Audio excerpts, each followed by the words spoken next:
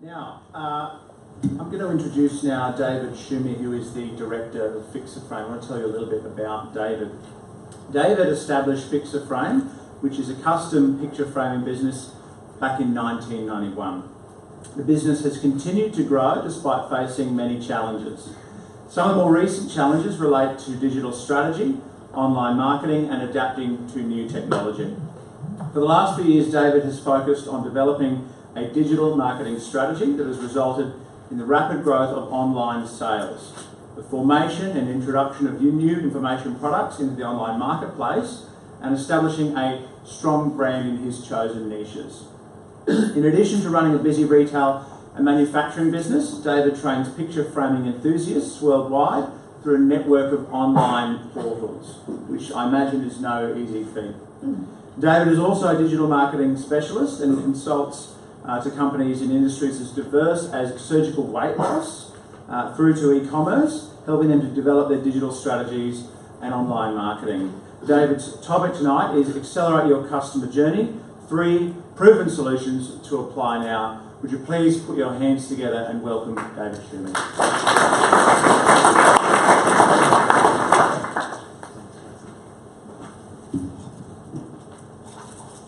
Well, good evening, everybody. Tonight I'd like to talk to you about accelerating your customer journey. So, first of all, let's just have a quick look at funnel structure. You've probably seen this before, but when we look online, we try to draw traffic through the funnel to come and purchase from us. And so we start out with people who are unaware, make them problem aware, then eventually they find a solution, hopefully they find your product, and then they become fully aware when they're your customer. Now, tonight I'm going to talk about intent-based search optimization. You probably get lots of calls about SEO and things like that. Well, this is really the new SEO. Then something I call lighting the path, and then we're going to have a quick look at leveraging conversational selling. So, intent-based search optimization. Here's one of my customers, a fictional one. I want to learn to frame pictures because I bought a new home and my walls are bare. So in this, we have both intent and context. First up, learn to frame pictures. That's the intent. And then, bought a new home and my walls are bare is the context.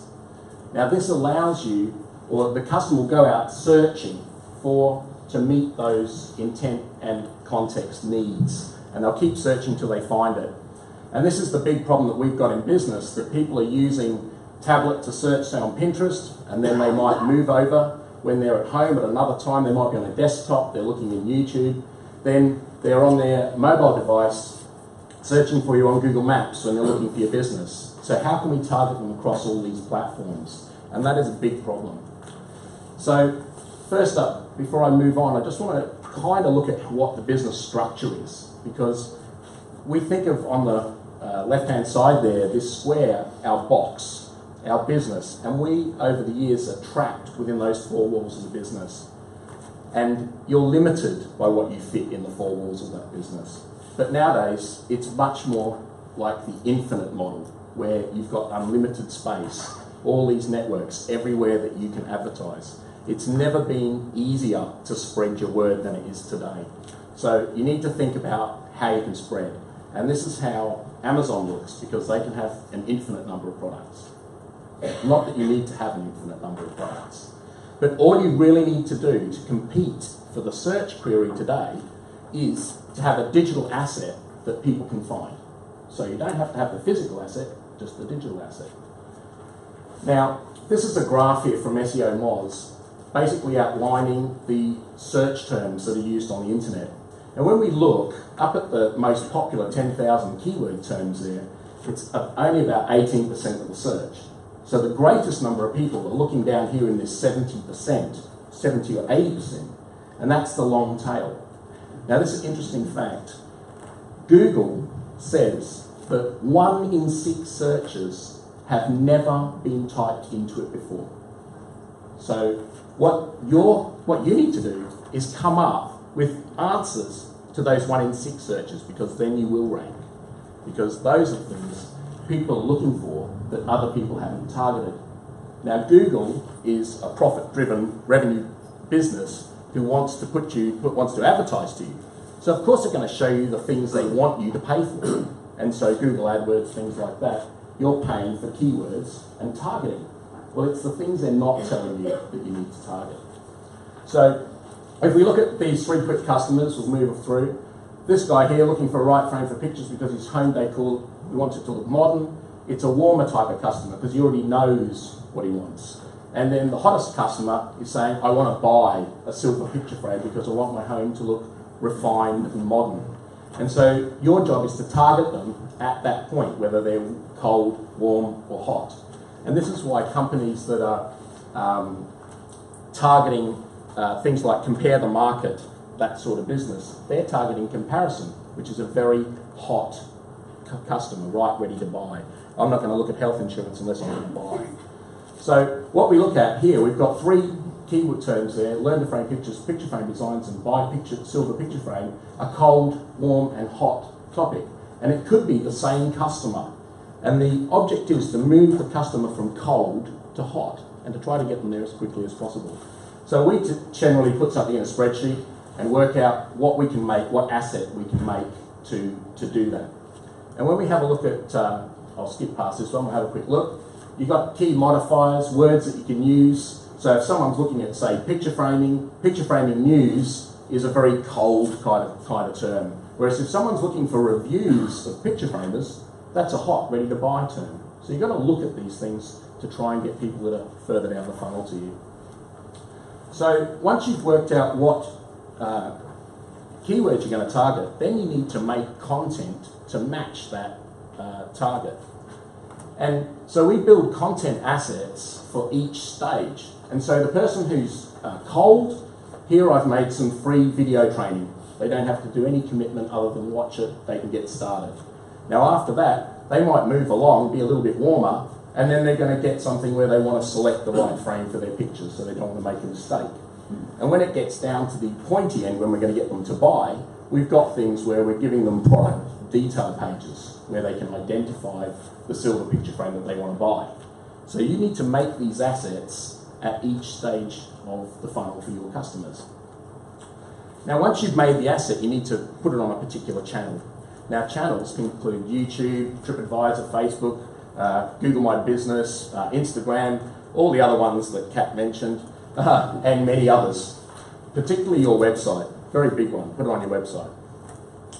So this is something, when you're going to look at your customers, and you should try to form customer personas or customer avatars for each type of customer that buys from you. The conversation prism, and by the way, I'll put a link to my slides at the end so you can go and get these and look them up later. But this is a great tool for identifying where your customers hang out, what social network they're on, or where they're looking. You can look at that later. Now, once you've made that content, you put it out, you've got to get traffic to it. And so one of the simplest things is to keep it fresh. Like Google's now looking at freshness. That's a big part of its algorithm. So they don't want old stuff. Now, if you find something that you've made and it's getting traffic, all you really need to do is update that. Don't change the URL, don't change the address, but update the title, update the content, republish it. And when you've republished it, send it some love. So in this case, what I did is I made an advertisement, and this was targeting needlework people who did cross-stitch. And I said, which one do you prefer, this or that? This is a Facebook ad. And I sent them to a survey. And then the survey sent them on to some content on needlework. So I was trying to get needleworkers. Now, what you need to do is create a clear pathway so that from cold all the way to when they are fully aware, you need to have that pathway laid out.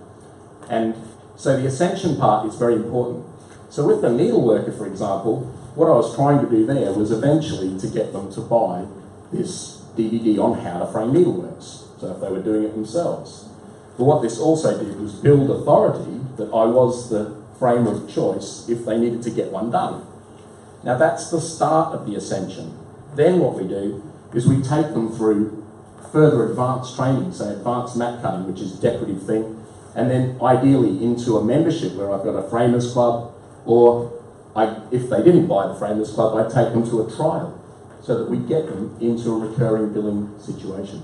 So you need to think, it doesn't matter what business you're in, you need to think about how you take them from cold all the way up to the being a loyal customer in your business. So that's basically the structure, and you can have a look at that later when you download the slides. Now the next thing I like to think about is lighting the path, because you've built these assets and there's nothing worse than if you don't actually get traffic to it and it sticks around. So you've got to build the traffic for two people. You've got to build it for your customer, and you've also got to build it for the robot. Google is the robot, and there's hundreds of robots. They come to your website and they look at what's there. And as I said before, 1 in 6 searches have never happened. Well, when that person's searching, that robot's rapidly looking for where that content is. Because if Google lets down their customers, they lose revenue. So you need to have the content there so their robot can find it. So use the free tools that Google provides. This is just a screenshot inside Webmaster Tools, and we can see here call errors or security issues, or upload your sitemap. Keep an eye on those things. Keep an eye on your analytics. Make sure that your website is running properly. Don't have any roadworks. No one wants this. This is what I got coming here tonight. Big long, detour around things. You don't want that when someone hits your website. And certainly, you don't want them to end up on a dead end. And this is the other thing. You need to make a link so that the robot can find their way through the maze and find that ascension path, because they're going to rank that content much higher. The other thing that's really, really important is speed. Now, you won't be able to see down in the bottom here, but this says Google, the top ranking websites in Google have an average score of 80.78, and yours is 83. Now, I won't tell you how to do this, but you do need to optimize everything so that you're fast, because users prefer fast over slow, and that's a given. And that brings me on to the last part of what I want to talk to you about tonight, which is some of the communication that you do. And I would say that, so we're going to look at leveraging conversational selling. Email is too slow, I hesitate to say.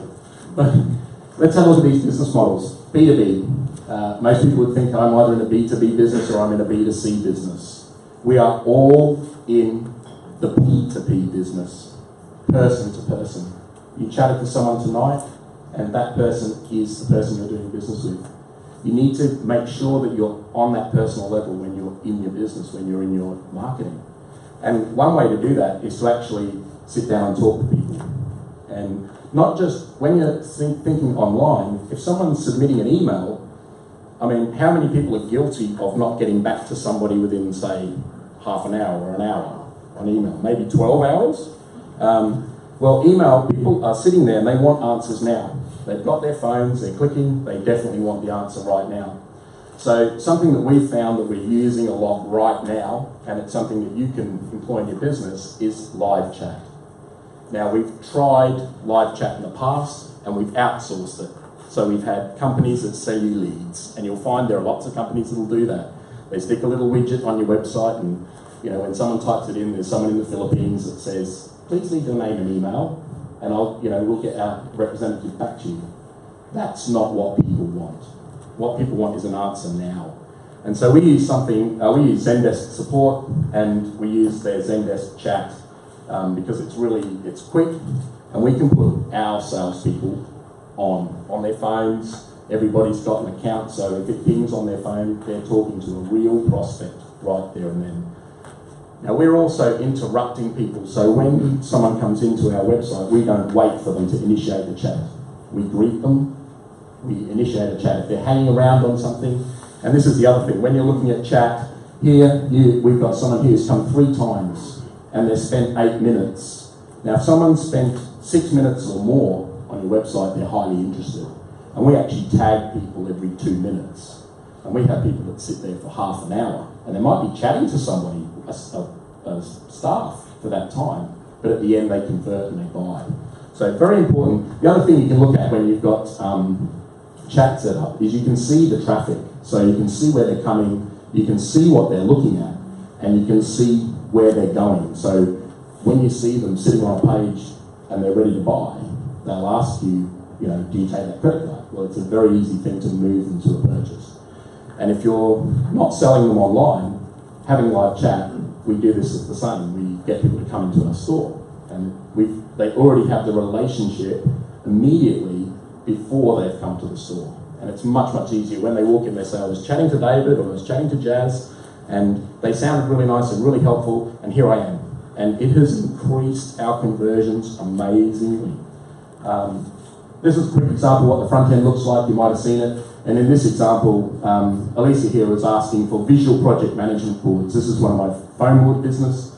And I replied to Alicia, you can find out the details about our Kanban boards here, drop them the link, and within about 15 minutes, they bought $1,100 of product for their business.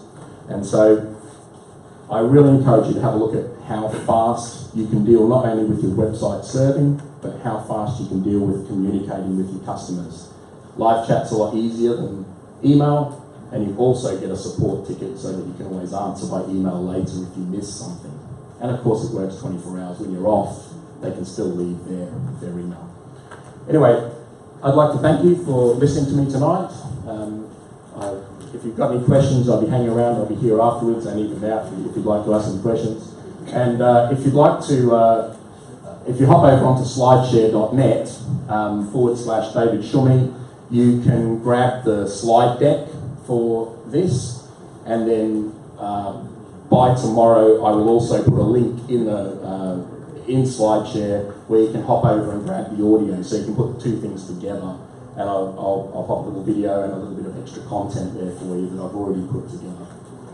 So if there's any questions, thank you. Hi, great presentation. Thank you very much for your presentation. I just wanted to ask, had you looked into using chatbot at all?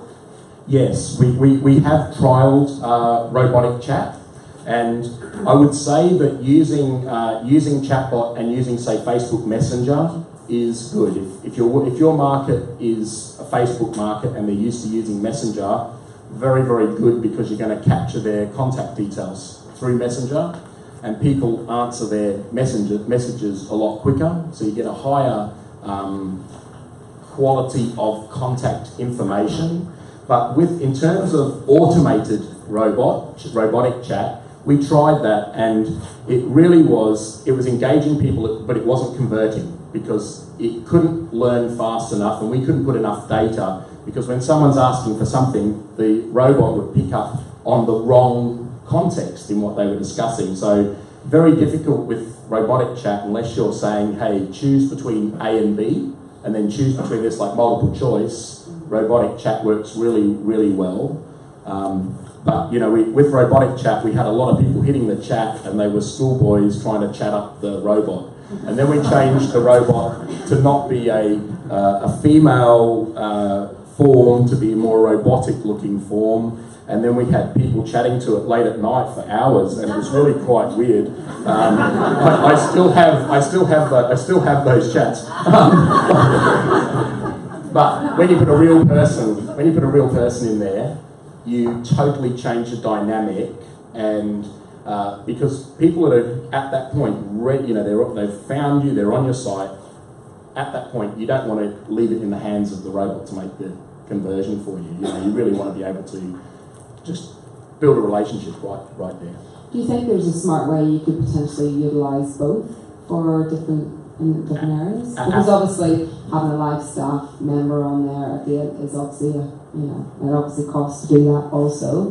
Do you think that there's a pathway that could utilise both options? You absolutely could, and if you're using, there are a couple of things like Chat Fuel is one of them. You absolutely could, and that's where I would say yes, combine Messenger and automated chat in a sequential. And they actually have some really good templates in there if you want to pursue that route.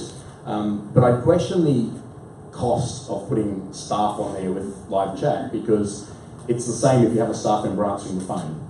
And really, every staff member has a mobile device, and they're all equipped with it. And what you do is you allocate that one person might only be able to serve one or two people at a time. And what happens is it ticks over, and it picks up the person that's not busy, and they're engaged, and straight away they're actually productive. So it's actually lowering your costs because they're productive. Yeah. Thank you. Yes, up the front. Yeah, I had a quick question about live chat. About a month ago I had a live chat with Apple, and there was a button that said save the chat. So I got to keep a copy of the transaction with the person on the other end. Today I had a chat with Apple and I wasn't allowed to keep the transcript. Do you keep transacts of live? I mean, can a customer or your customers keep a copy of the chat? We actually email the customer a copy of the live chat. If they've entered their details, they get a copy. If they haven't entered their details and they're anonymous, they don't. And this is where, if someone wants to initiate a live chat with us, we ask for contact details up front, and that weeds out tire kickers a little bit. But when we approach them, we don't ask for contact details. And we find a mixture of both really works, but when using something like Zendesk, it's an Australian company, that creates a support ticket at the same time. So you've really got the record, and then we find that emails us a copy as well, so we can respond from email without even necessarily going in to update a ticket. Or if if I'm out on the road and there's something for me, I can see it. And so yeah, definitely they can download it if they want, or you can email it. And you might prompt, that you've actually given me a great idea, because I can always say to people, if you'd like a copy of this chat, just enter your name and email, and that way we're going to get it. Because you end up seeing people come through where, I've had people come in and they've come in 6 times and they're spending 20, 25 minutes of time not chatting, but we've got that data. And on the 6th visit, they've chatted to somebody, and at that point they've converted. And you start to see that, and that data you built, the chat information you get is useful for creating the context of your marketing further up the stream, because we immediately put in another product, a printable foam PVC product, into our foam board site, because we kept getting people asking about that product and we didn't have it. So literally we listed it, and from day one, the minute we listed it, sales, and straight away make content, same thing. So whenever we go to put something new in, we look at how can we make content first and add value first, and put a pathway in place. And if you do that with everything, it actually ties in really well. So is there anyone else? Well, thank you very much for having me. I'll hand you back to Council. Thank you.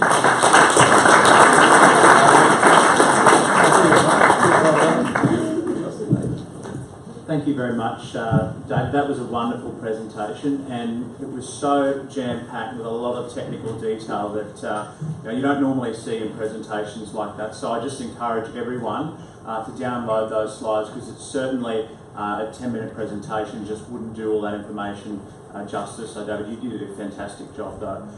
So we will move on now, ladies and gentlemen. Could you please just put your hands together once more for David from Fix It Frame. David.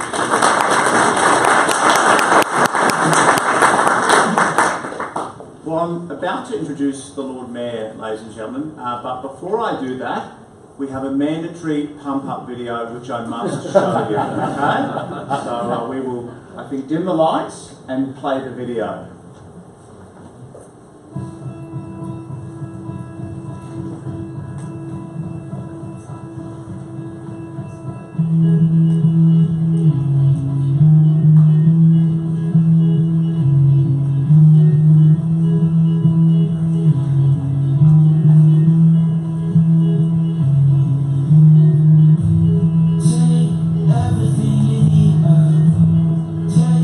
Everything you see,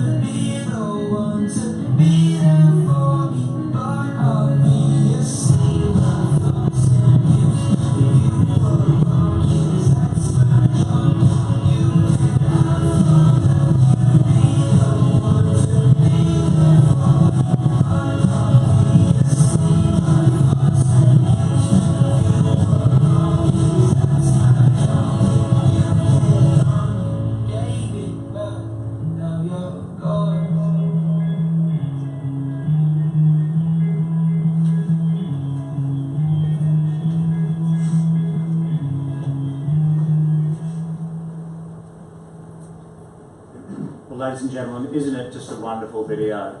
And it's impossible not to feel positive about Brisbane after watching it. And if you want a copy of that video to share to your own social media or on your personal Facebook pages, just type into YouTube Brisbane, Australia's new world city, and you'll be able to come up and share it. I know I shared it to my page and I've got over 500 shares, so it is a really popular video. Well, now, ladies and gentlemen, I'd like to introduce the Lord Mayor of Brisbane. Now, the Lord Mayor has a very dirty secret, and it's nothing to do with sniffer dogs or a domestic flight from Melbourne to Brisbane. The Lord Mayor was actually born on the north side of the river in Doomben, but then got elected on the south side of the river in McGregor. Now, Lord Mayor, before you arrived, we were having a very strong debate about which side was better, and I know that the audience is very much willing to hear you weigh into this debate right now. Ladies and gentlemen, would you please welcome the Lord Mayor of Brisbane, Graham Torres.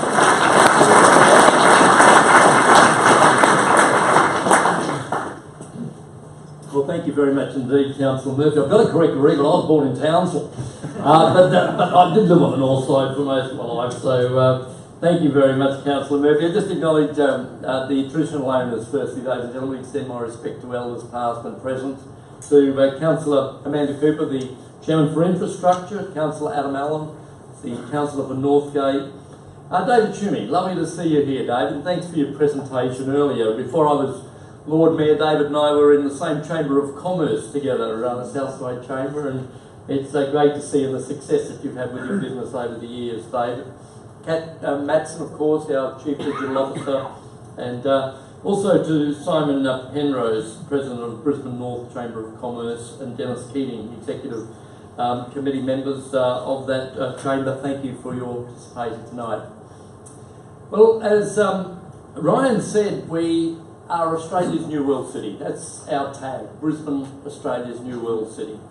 And that's more a statement about where we're heading as a city. It's a statement to say that each of us have to strive in our own way for excellence, to be innovative in what we do, and to work as a team, Team Brisbane, to make sure that as we sell our city its offering, that in doing so, we know that we will all benefit in the long run by that. And so when Councillor Murphy said get a hold of the video, that's what it's about. If you are travelling interstate or overseas, don't be afraid to take it with you and show people. Because so often when people visit this city, I hear them say,